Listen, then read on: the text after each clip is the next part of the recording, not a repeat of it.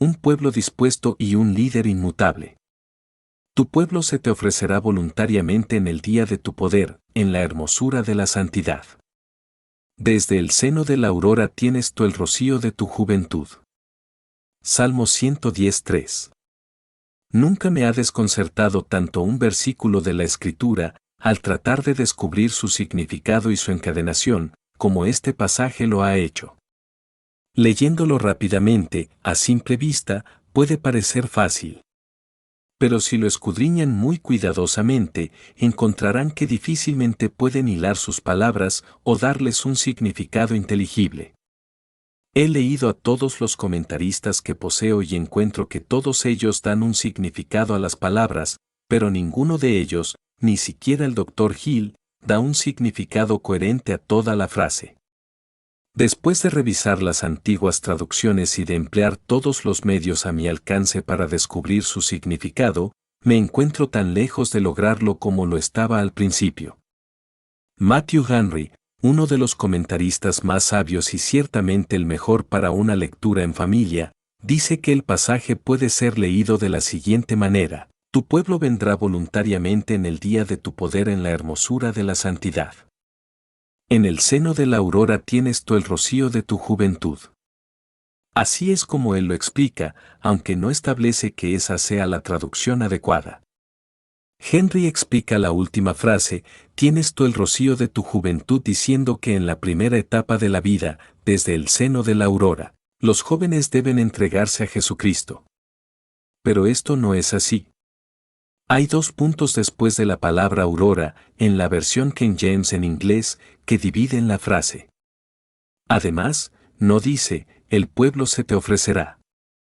Tienes tú el rocío de su juventud, como debería leerse si fuera tal como el expositor lo entiende. Sino que más bien dice a Cristo, tienes tú el rocío de tu juventud. No fue sino hasta que consideramos plenamente el contexto del versículo y que tratamos de entender el alcance del Salmo, que concluimos que ya habíamos entendido su significado.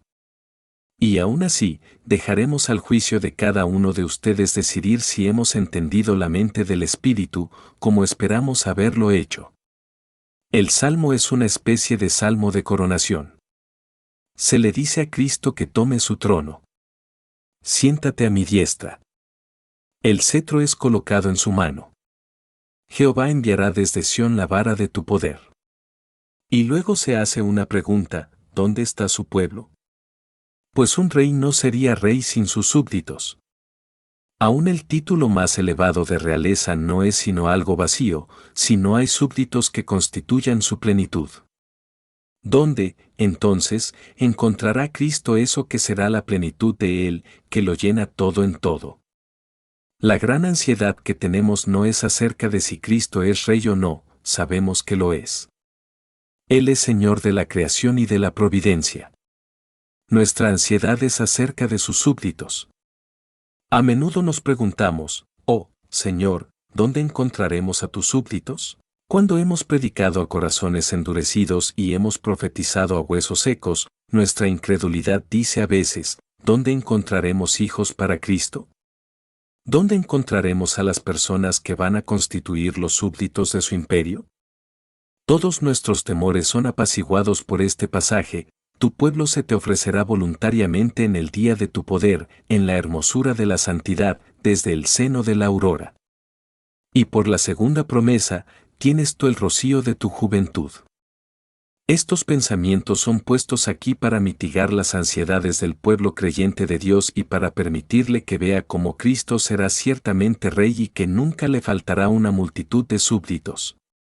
En primer lugar, aquí hay una promesa relativa a su pueblo.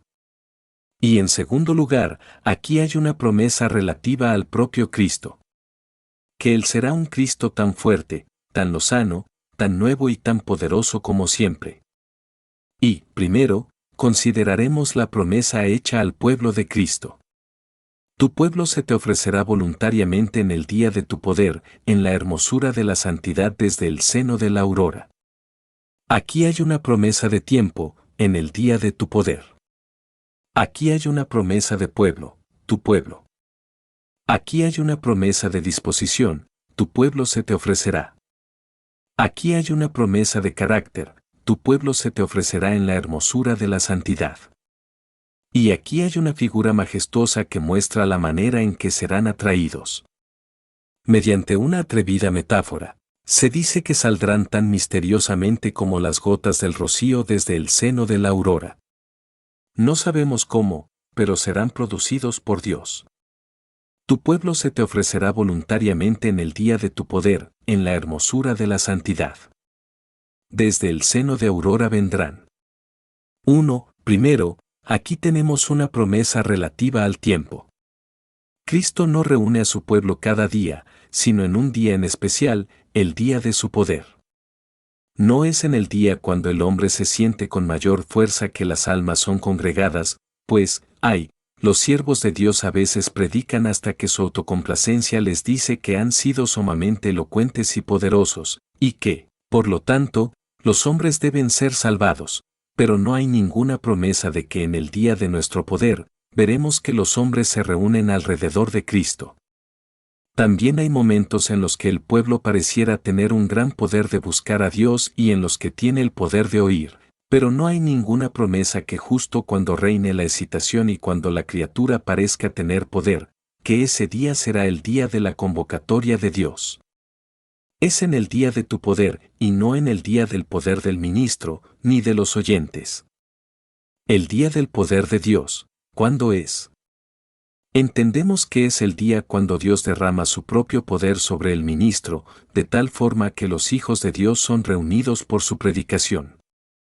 Hay momentos, amados hermanos, cuando el siervo llamado del Dios viviente no tendrá nada que hacer en la predicación excepto simplemente abrir su boca y dejar que las palabras fluyan.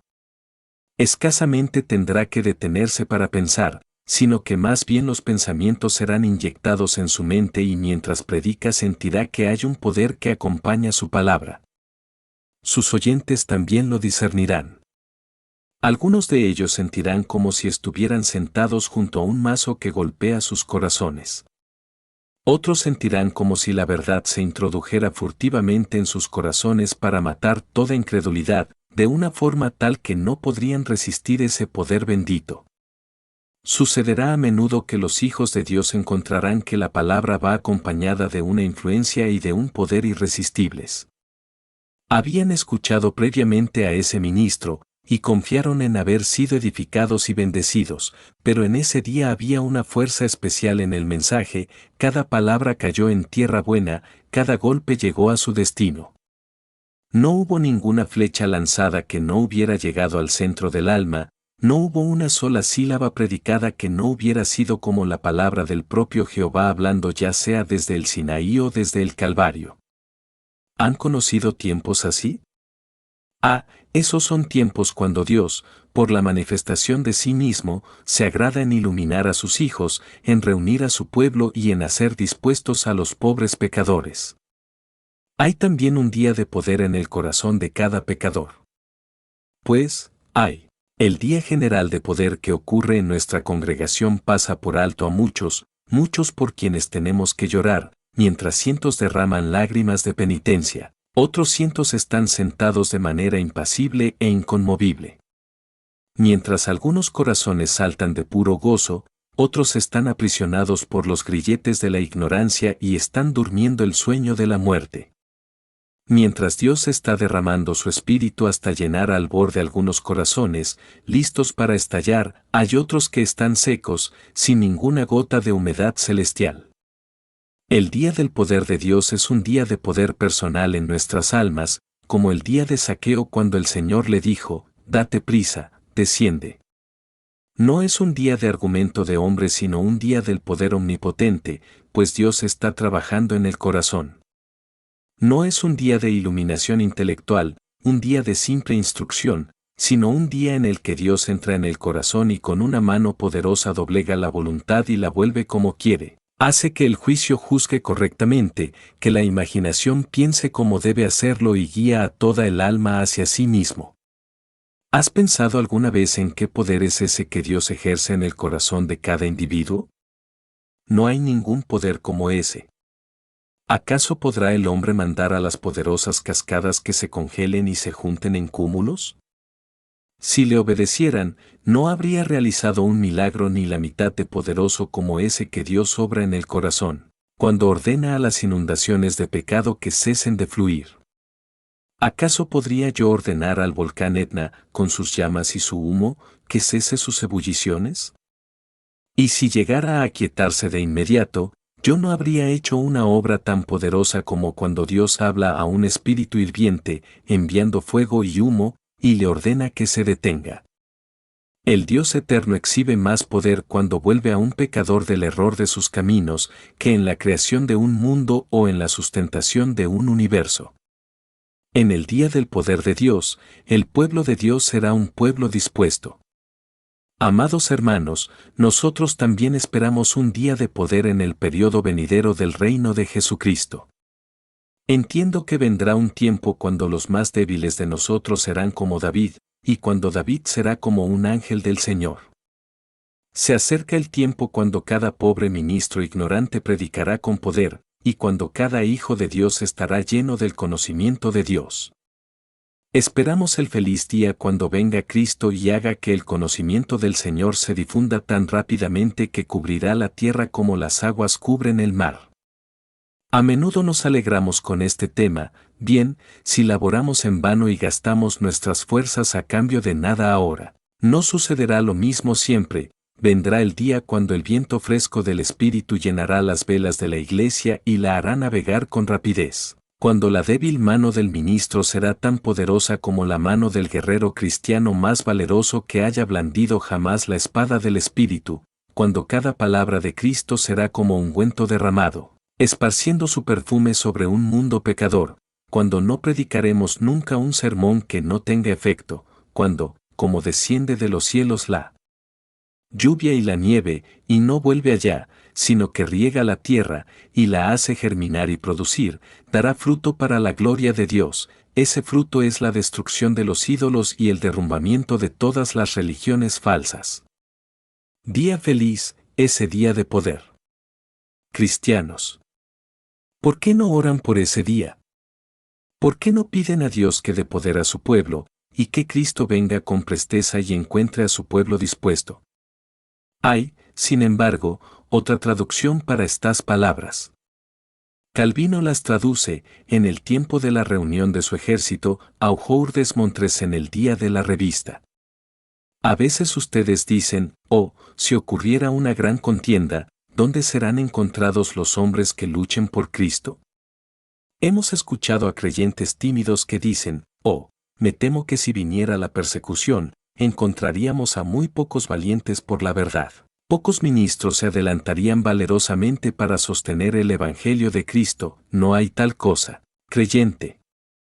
El pueblo de Cristo estará dispuesto en el día de los ejércitos de Dios. Dios no ha tenido que pelear nunca una batalla en la que pudiera decir, no tengo soldados de reserva. Dios no ha tenido nunca una ardua campaña en la que sus ejércitos hayan sido insuficientes. Una vez, el profeta dijo, después alcé mis ojos y miré, y he aquí 4 cuernos. Y dije al ángel que hablaba conmigo, ¿qué son estos? Y me respondió, estos son los cuernos que dispersaron a Judá, a Israel y a Jerusalén. Me mostró luego Jehová 4 carpinteros. Y yo dije, ¿qué vienen estos a hacer? Y me respondió, diciendo, aquellos son los cuernos que dispersaron a Judá, tanto que ninguno alzó su cabeza, mas estos han venido para hacerlos temblar, para derribar los cuernos de las naciones que alzaron el cuerno sobre la tierra de Judá para dispersarla. Zacarías 1, 18-21. Dios tenía suficientes hombres para derribar los cuernos, y para construir su casa, había 4 hombres, y él tenía el tipo adecuado de hombres, listos para hacer su trabajo, pues los carpinteros estaban listos. Siempre que la lucha se aproxime, Dios encontrará a sus hombres. Siempre que la batalla vaya a comenzar, Dios encontrará a hombres valerosos por la verdad. Nunca teman que Dios vaya a descuidar su iglesia. Tu pueblo se te ofrecerá voluntariamente en el día de la batalla de Dios. ¿Estás asumiendo alguna empresa noble? ¿Acaso dices, aquí hay un gran empeño por evangelizar al mundo, ¿dónde encontraremos a la gente? La respuesta es, el pueblo de Dios se ofrecerá voluntariamente en el día de sus ejércitos. Algunos maestros de escuelas dominicales se están quejando que en sus iglesias no pueden encontrar suficientes personas para cubrir su distrito. ¿Por qué no? Porque no tienen suficiente pueblo de Dios, pues el pueblo de Dios está dispuesto en el día de sus ejércitos. Nosotros nos hemos quejado porque no podemos conseguir ministros para evangelizar. ¿Por qué no? Porque no están imbuidos plenamente del Espíritu del Señor, pues su pueblo estaría dispuesto en el día de los ejércitos de Dios, cuando se le necesite. Ellos siempre tienen corazones dispuestos, que están listos para la batalla. No dicen, debo consultar a carne y sangre. No, allí está el estandarte, adelante soldados de Dios. Allí está la batalla, desenvainen las espadas. Ellos están listos de inmediato para la batalla. Siempre están listos en el día de los ejércitos de Dios. Amados, no teman la lucha, no tengan miedo de emprender algo, tampoco piensen que la plata y el oro serán escasos, tu plata y tu oro son míos, y los millares de animales en los collados. Independientemente de cuál sea el peso de sus ideas, no piensen que fracasarán. El pueblo de Dios se presentará voluntariamente cuando Él requiera de su ayuda. Nosotros creemos firmemente en esa verdad, pero debemos esperar el día de Dios, debemos orar por el día de Dios, debemos tener esperanza al respecto de ese día, y cuando venga, Dios encontrará a su pueblo dispuesto, como debe estarlo. 2. Además, tenemos aquí la promesa de un pueblo, tu pueblo se te ofrecerá voluntariamente en el día de tu poder, nadie más lo hará. Aquí hay una promesa que Cristo siempre tendrá un pueblo. En las épocas más oscuras, Cristo siempre ha tenido una iglesia, y si bien en tiempos más oscuros todavía, Él tendrá todavía a su iglesia. Oh, Elías, tu incredulidad es una insensatez. Tú dices, y solo yo he quedado, y me buscan para quitarme la vida. No, Elías, en esas cuevas de la tierra, Dios tiene a sus profetas, escondidos en grupos de 50 en 50. Tú también, pobre cristiano incrédulo, en algunos momentos tú dices, y solo yo he quedado, oh, si tuvieras ojos para ver, si pudieras viajar un poco, tu corazón se alegraría al descubrir que a Dios no le falta pueblo. Mi corazón se alegra al descubrir que Dios tiene una familia en todas partes. A cualquier parte que vayamos, encontramos corazones verdaderamente sinceros, hombres llenos de oración. Yo bendigo a Dios porque puedo decir, en relación a la iglesia en cualquier parte donde vaya, aunque no sean muchos, hay unos cuantos que suspiran y gimen por los dolores de Israel. Hay grupos de elegidos en cada iglesia, hombres verdaderamente sinceros que están esperando y están listos para recibir a su Señor, que claman a Dios para que les envíe tiempos de refrigerio de la presencia del Señor. No estén tristes, Dios tiene un pueblo, y ese pueblo está dispuesto ahora, y cuando llegue el día del poder de Dios, no hay temor acerca del pueblo. La religión puede encontrarse en un punto bajo, pero nunca ha estado en un nivel tan bajo que la nave de Dios pueda encallar. Podría casi llegar a ese nivel, pero el diablo nunca será capaz de atravesar el río de la iglesia de Cristo a pie enjuto. Siempre encontrará agua en abundancia corriendo por ese canal. Dios nos dé gracia para que podamos buscar a su pueblo, creyendo que está por todas partes, pues la promesa es, tu pueblo se te ofrecerá voluntariamente en el día de tu poder. 3. A continuación llegamos a la disposición. El pueblo de Dios es un pueblo dispuesto. Adam Clarke dice, este versículo ha sido pervertido lamentablemente. Se le ha considerado como que está señalando la operación irresistible de la gracia de Dios en las almas de los elegidos, volviéndolos dispuestos a recibir a Cristo como su Salvador. Una doctrina que descarta plenamente. Bien, mi querido Adam Clarke, estamos extremadamente agradecidos contigo por tu observación, pero al mismo tiempo pensamos que el texto no ha sido lamentablemente pervertido. Nosotros creemos que el texto ha sido utilizado muy adecuadamente para mostrar que Dios hace a los hombres dispuestos. Pues si leemos nuestras Biblias correctamente, entendemos que los hombres, por naturaleza, no están dispuestos, pues hay un texto que a ustedes les gusta mucho, que nosotros creemos que no les pertenece, y que dice, y no queréis venir a mí para que tengáis vida. Y hay otro texto que nos gustaría poner en tu mente y en la de tus hermanos, ninguno puede venir a mí, si el Padre que me envió no le trajere. Si ustedes recordaran eso, creemos, aunque el texto no lo enseña, podrían al menos tener algún respeto por la doctrina, pero dice, que el pueblo de Dios estará dispuesto en el día del poder de Dios. Y si lo leemos como simples ingleses, lo consideramos una promesa que Dios producirá un pueblo que estará lo suficientemente dispuesto en el día de su poder, y del hecho que nadie está dispuesto por naturaleza. Inferimos de este texto que habrá una obra de su gracia que hará que los hombres estén dispuestos en el día del poder de Dios. No sabemos si ustedes consideran eso como una lógica adecuada. Nosotros creemos que lo es. Hemos sido acusados de no tener ninguna lógica, y no estamos particularmente preocupados por ello, pues preferimos tener lo que los hombres llaman dogmatismo, que lógica. A Cristo le corresponde demostrar y a nosotros predicar. Le dejamos el argumento a Cristo, en cuanto a nosotros, únicamente tenemos que afirmar lo que vemos en la palabra de Dios. El pueblo de Dios será un pueblo dispuesto. Yo predico a muchos de ustedes, un número incontable de veces.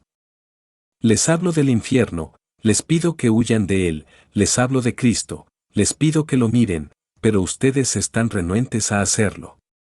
¿Qué concluyo yo de eso? O que el día del poder de Dios no ha venido todavía, o que ustedes no pertenecen al pueblo de Dios.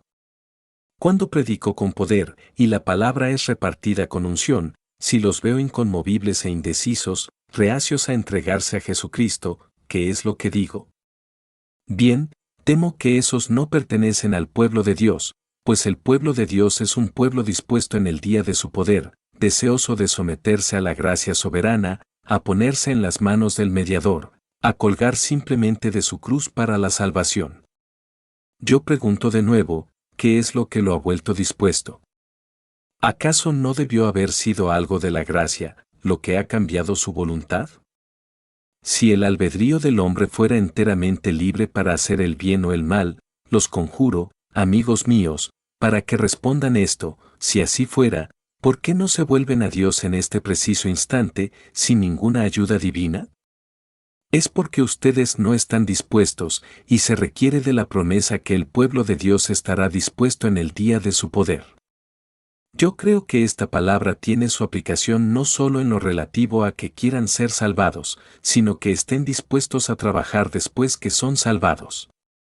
¿Han conocido alguna vez a algún ministro que predicó un domingo, pero que en la reunión de oración de lunes por la noche daba la impresión que hubiera preferido estar en casa? Y si estuviera programada una conferencia para el jueves, ¿acaso no se presentó, pobre hombre, como si tuviera que desempeñar algún deber enormemente difícil? ¿Qué pensarían de tal hombre? Pues pensarían que él no pertenece al pueblo de Dios, de lo contrario estaría dispuesto. Algunas personas vienen a la casa de Dios, pero vienen exactamente de la manera que lo hace el negro esclavo cuando va al lugar de sus azotes, no les gusta, y se alegran cuando se marchan de nuevo. Pero ¿qué decimos del pueblo de Dios? Hacia sus atrios con gozos desconocidos se dirigen las tribus sagradas. Son un pueblo dispuesto. Hay un gran grupo. La iglesia de Dios requiere alguna ayuda. Un hombre reparte algo sin importancia como siempre lo hace para mantener su respetabilidad. Ustedes no piensan que exhiba el espíritu de un cristiano, porque no está dispuesto, pero el pueblo de Dios está dispuesto. Todo lo que hace, lo hace voluntariamente, pues es constreñido, no por compulsión, sino únicamente por gracia. Estoy seguro que todos nosotros podemos hacer mejor las cosas cuando estamos dispuestos que cuando somos forzados a hacerlas. Dios ama los servicios de su pueblo, porque lo hace voluntariamente. Hacer la tarea voluntariamente es la esencia del Evangelio. Dios se deleita en tener como siervo a un pueblo dispuesto. Él no quiere tener esclavos para agraciar su trono, sino hombres libres, quienes, con alegría y gozo, estén dispuestos en el día de su poder. 4. Escasamente tendremos el tiempo suficiente para una discusión del texto completo, pero brevemente debemos notar el carácter de este pueblo así como sus disposiciones. Tu pueblo se te ofrecerá voluntariamente en el día de tu poder. Ellos estarán dispuestos en la hermosura de la santidad. Así es como estarán vestidos, no simplemente en santidad, sino en la hermosura de la santidad, pues la santidad tiene su hermosura, sus joyas, sus perlas, ¿y cuáles son estas?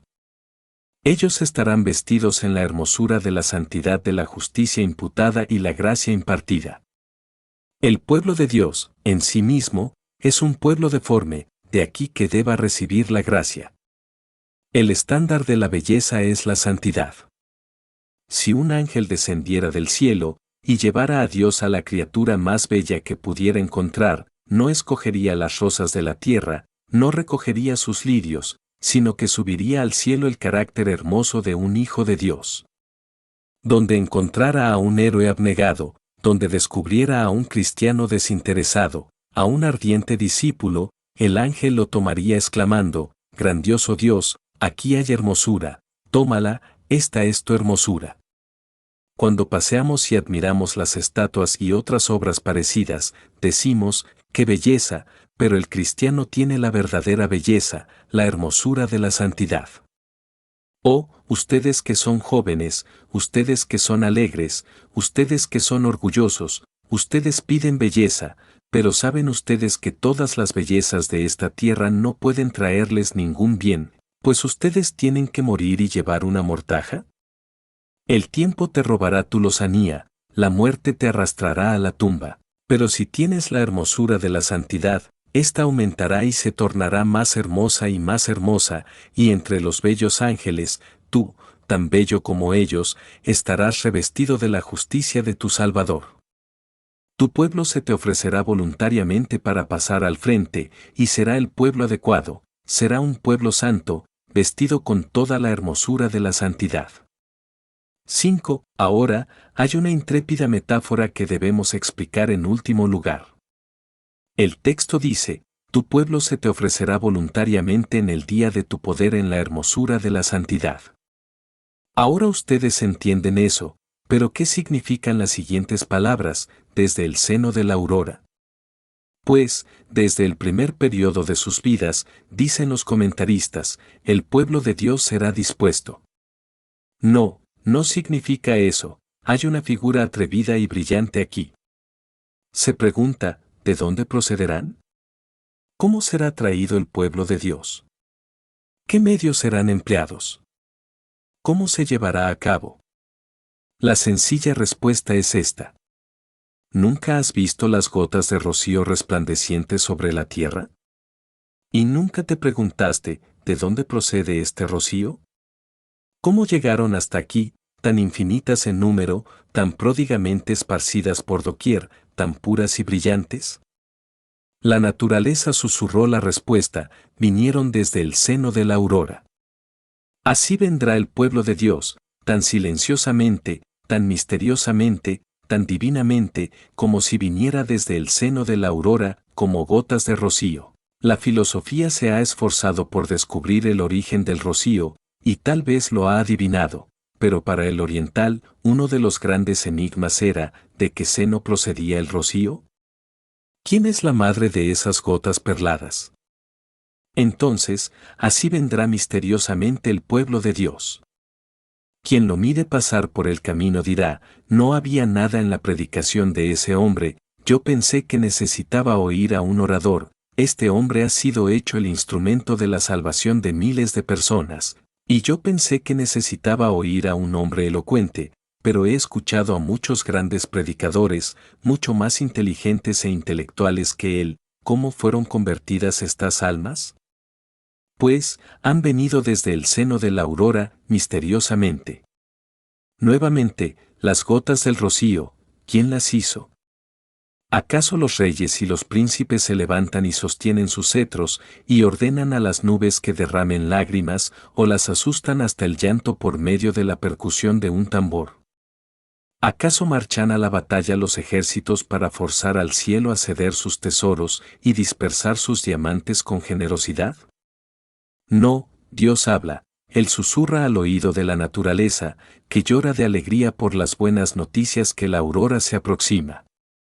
Dios lo hace, no se emplea ninguna agencia aparente, ningún trueno, ningún rayo, Dios lo ha hecho. Así es como será salvado el pueblo de Dios. Ellos provienen del seno de la aurora, llamados divinamente, traídos divinamente, bendecidos divinamente, contados divinamente, esparcidos divinamente por la superficie entera del globo, divinamente refrescantes para el mundo. Ellos proceden del seno de la aurora. Ustedes habrán podido advertir en la aurora qué multitud de gotas de rocío hay, y tal vez se han preguntado, ¿de dónde proviene tan grande multitud? Nosotros respondemos, el seno de la aurora es capaz de 10.000 nacimientos de una vez. Así, desde el seno de la aurora vendrán los hijos de Dios. No se oye ninguna lucha, ningún dolor, ningún grito, ninguna agonía, todo es secreto, pero ellos vendrán frescos desde el seno de la aurora. La figura es tan bella que las palabras no logran explicarla. Solo tienen que levantarse temprano una mañana cuando el sol está comenzando a disparar sus rayos de luz en el cielo, y mirar los campos resplandecientes de rocío, y preguntarse, ¿de dónde viene todo esto? La respuesta es, vino desde el seno de la aurora. Así, cuando descubran que multitudes son salvados, y los vean venir tan misteriosamente, tan suavemente, tan divinamente, y sin embargo, tan numerosamente, únicamente los podrán comparar al rocío de la mañana. Ustedes preguntan, ¿de dónde vienen estos? Y la respuesta es, han venido desde el seno de la aurora. 2. Ahora, la segunda parte del texto es la más dulce, y debemos detenernos un momento en ella. Hubo una promesa hecha a Cristo relativa a su pueblo, y eso apacigua nuestros temores en relación a la iglesia. Y aquí hay otra promesa hecha a Cristo: tienes tú el rocío de tu juventud. Creyente, esta es una grandiosa fuente para el éxito del Evangelio, que Cristo tenga el rocío de su juventud. Ciertos líderes, en sus días de juventud, han conducido a sus tropas a la batalla, y por la fuerza de su voz y la fortaleza de sus cuerpos, han inspirado con valor a sus hombres, pero el viejo guerrero tiene sus cabellos grises, comienza a estar decrépito, y ya no puede guiar a los hombres a la batalla. No sucede así con Cristo. Él tiene todavía el rocío de su juventud. El mismo Cristo que condujo a sus tropas a la batalla en su primera juventud, las conduce ahora. El brazo que hirió al pecador con su palabra, hiere ahora, está tan lleno de energía como lo estuvo antes. El ojo que miró a sus amigos con alegría, y a sus enemigos con una mirada sumamente dura y altiva, ese mismo ojo nos está mirando ahora, con intensidad, como aquella mirada de Moisés, que nunca se oscureció. Él tiene el rocío de su juventud. Oh, nos deleita pensar que Cristo fue Dios sobre todas las cosas, bendito por los siglos en su juventud, lleno del poder del Todopoderoso, y Él es exactamente lo mismo ahora. Él no es un viejo Cristo, un Cristo gastado, sino que todavía es nuestro líder. Él es tan joven como siempre. El mismo rocío, la misma frescura, se encuentran en torno a Él. Ustedes oyeron que se ha dicho de un cierto ministro, en sus años más jóvenes había mucha frescura a su alrededor, pero se está volviendo viejo y comienza a repetirse a sí mismo. Nunca sucede así con Cristo, Él siempre tiene el rocío de su juventud. Él, que habló de tal manera que, jamás hombre alguno ha hablado como este hombre, otra vez, cuando venga para hablar de nuevo, hablará exactamente como lo hizo antes. Él tiene el rocío de su juventud personalmente. Así también doctrinalmente, Cristo tiene el rocío de su juventud. Usualmente, cuando una religión comienza, es muy exuberante, pero luego declina. Miren a la religión de Mahoma. Por más de 100 años amenazó con subvertir reinos y trastocar el mundo entero, pero ¿dónde están las espadas que relucieron entonces? ¿Dónde están ahora las manos dispuestas que hirieron a los enemigos de Mahoma? Bien, su religión se ha convertido en algo viejo y acabado, a nadie le preocupa eso, y el turco, sentado en su diván, con sus piernas cruzadas, fumando su pipa, es la mejor imagen de la religión musulmana, vieja, enferma, decadente. Pero la religión cristiana es tan fresca como cuando comenzó en su cuna en Jerusalén, es tan robusta, tan vibrante y tan poderosa, como cuando Pablo la predicó en Atenas o Pedro en Jerusalén. No es una religión vieja. Ni una sola de sus partículas se ha vuelto vieja, aunque han transcurrido cientos de años. ¿Cuántas religiones han muerto desde que comenzó la religión de Cristo? ¿Cuántas se han alzado, como hongos en una noche? Pero, ¿acaso no es la religión de Cristo tan nueva como lo ha sido siempre? Les pregunto a ustedes, que peinan canas, ustedes han conocido a su Señor en su juventud, y consideraron que su religión era dulce y preciosa, ¿la encuentran inútil ahora? ¿Encuentran ahora que Cristo ya no tiene sobre sí el rocío de la juventud? No, ustedes pueden decir, dulce Jesús, el día que toqué por primera vez tu mano, el día de mis esponsales, pensé que eras todo codiciable, y tú no eres como un amigo terrenal, no has envejecido, eres tan joven como siempre. Tu frente no muestra ninguna arruga, tus ojos poseen todo el brillo.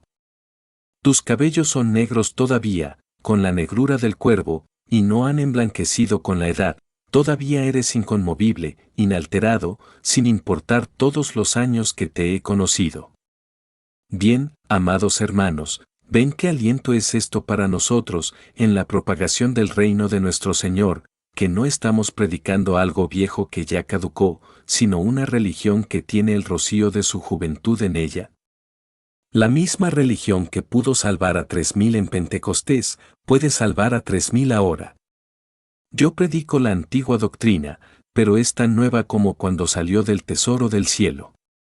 La imagen y la inscripción son tan claras, y el metal es tan brillante y reluciente como siempre.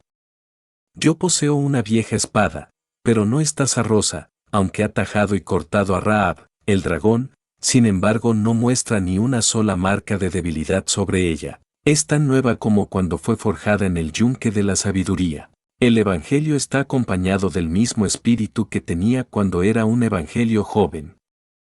Como Pedro se levantó a predicar en aquel tiempo, lo mismo pueden hacer los Pedros de ahora, y Dios les dará la misma unción. Como Pablo predicó en aquel tiempo, así lo harán los Pablos de ahora.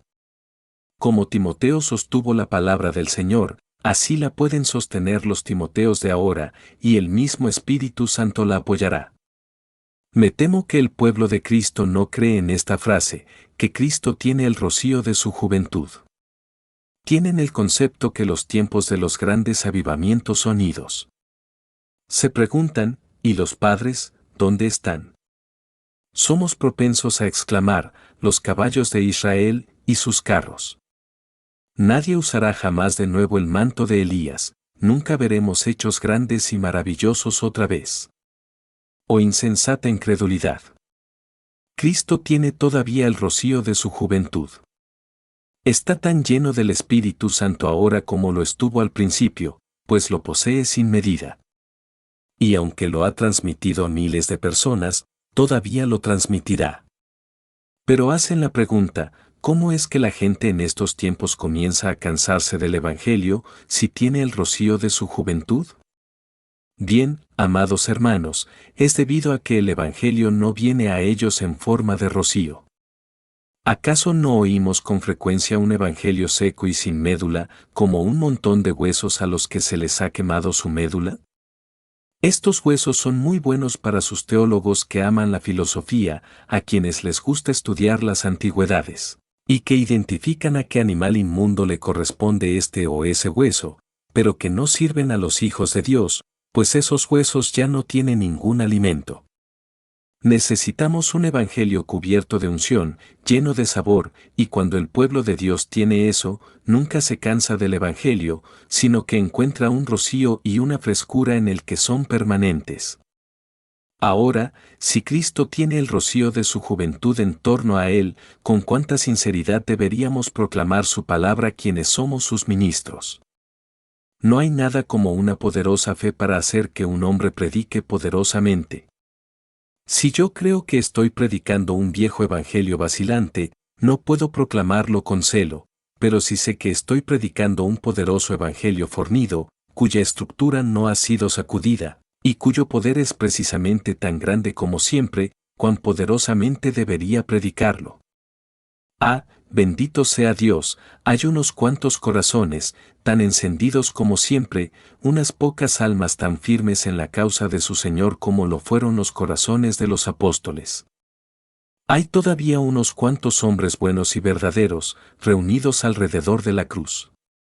Como los hombres de David en la cueva de Adulam, hay unos cuantos valientes que se reúnen en torno al estandarte. Él no se ha quedado sin testigos, él tiene todavía el rocío de su juventud, y puede venir el día cuando esos que ahora están escondidos en la oscuridad, saldrán, como rocío ante el sol, reluciendo en cada arbusto, adornando cada árbol, iluminando cada pueblo, alegrando los pastos, haciendo que las colinitas canten gozosas. Anda, cristiano, y pon esto en la forma de una oración. Pídele a Cristo que su pueblo pueda estar dispuesto en el día de su poder y que siempre retenga el rocío de su juventud. Cabalga, dulce príncipe, triunfantemente, y ordena al mundo que obedezca. Prosigue, y comprueba que eres el mismo como siempre, el Dios bendito, Dios sobre todas las cosas, bendito por los siglos, arriba cristiano arriba. Lucha por tu joven monarca. Arriba guerreros. Que sus espadas brillen fuera de sus vainas. Luchen por su rey. Pues el viejo estandarte es también un nuevo estandarte. Cristo es todavía joven y todavía fresco. Que el entusiasmo de su juventud los vuelva a ceñir. Otra vez, levántense, ustedes cristianos de edad avanzada, y dejen que retornen los días de su juventud, pues si Cristo tiene el rocío de su juventud en torno a Él, les incumbe a ustedes servirle con vigor juvenil. Arriba. Saliendo de su sueño ahora, denle una nueva juventud, y esfuércense por ser tan sinceros y tan celosos por su causa como si fuese el primer día que lo han conocido. Oh, que Dios vuelva dispuestos a muchos pecadores. Que quiera Él traer a muchos a sus pies, pues ha prometido que será.